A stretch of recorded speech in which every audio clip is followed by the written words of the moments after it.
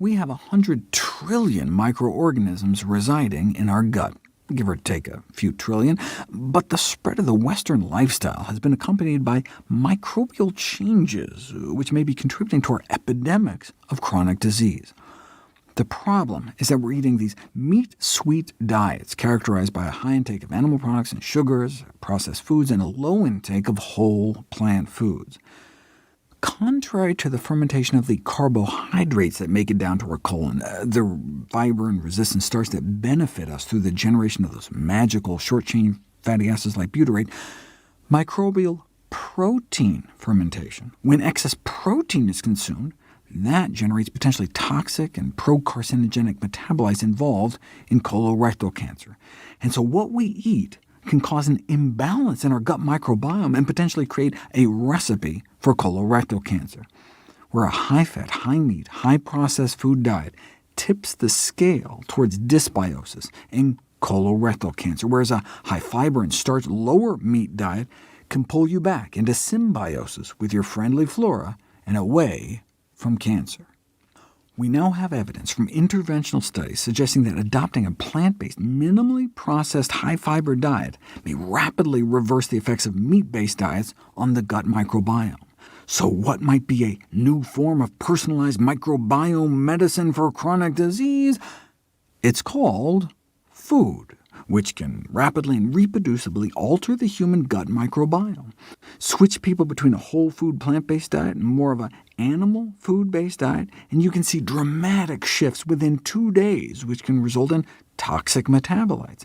Switch people to an animal food-based diet, and levels of deoxycholic acid go up, which is a secondary bile acid known to promote DNA damage and liver cancers.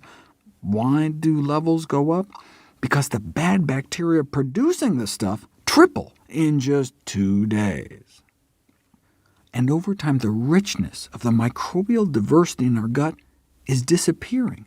Here's our bacterial tree of life that's getting depleted. Why is this happening?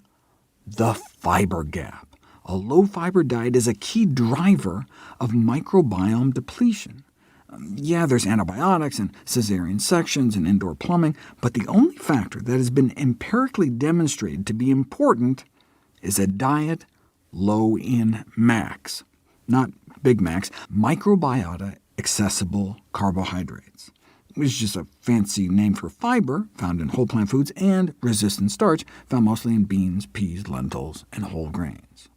Our intake of dietary fiber, our intake of whole plant foods, is negligibly low in the Western world when compared to what we evolved to eat over millions of years.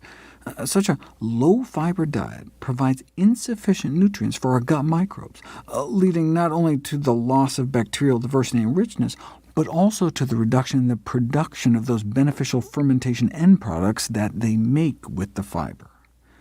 We are, in effect, starving our microbial self. What are we going to do about the deleterious consequences of a diet deficient in whole plant foods? Create newfangled functional foods, of course, and supplements and drugs, prebiotics, probiotics, symbiotics. Think how much money there is to be made. Or we could just eat the way our bodies were meant to eat. What kind of value is that going to get for your stockholders, though? Don't you know probiotic pills may be the next big source of big pharma billions?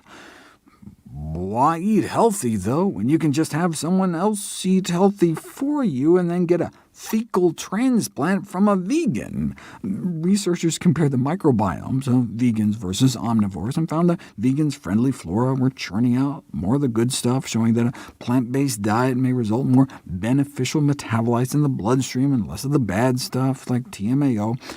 But while the impact of a vegan diet and what the bacteria were making was large, the effect of the composition of the gut microbiome was surprisingly modest.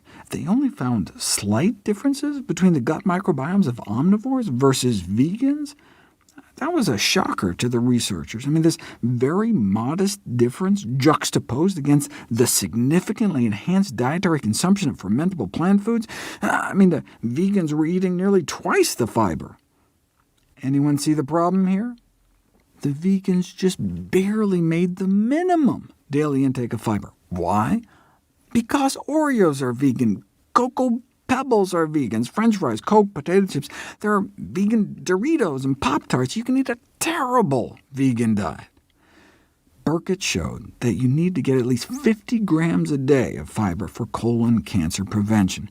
That's only half of what our bodies were designed to get. We evolved getting about 100 grams a day. And that's what you see in modern populations that are immune to epidemic colorectal cancer. So what if instead of feeding people a vegan diet, you just fed people that kind of diet, a diet centered around whole plant foods? We'll find out next.